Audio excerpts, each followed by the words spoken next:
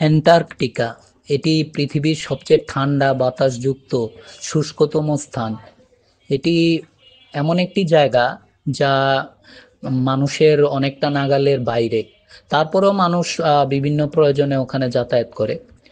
তো এখন যেটা দেখতে পাচ্ছেন এটা হচ্ছে অ্যান্টার্কটিকার একটি মোটামুটি সাধারণ গ্রীষ্মের দিন। এখানে সাধারণত স্তন্যপায়ী প্রাণী, পাখি, মাছের মতো শীতল প্রাণী, এমনকি ছোট ছোট জীবও এই বরফের মহাদেশে এবং আশেপাশের যে পানি সেইখানে তাদের আবাসস্থল হিসেবে বেছে নিয়েছে। এখানকার অঞ্চলগুলোর মধ্যে রস সাগর বিশ্বের সবচেয়ে নির্মল পরিবেশগুলোর মধ্যে অন্যতম। এটা তাসমানিয়া থেকে 4500 কিলোমিটার দূরে অবস্থিত, অ্যান্টার্কটিকার কাছে দক্ষিণ মহাসাগরে, আকারে প্রায় কুইন্সল্যান্ডের সমান।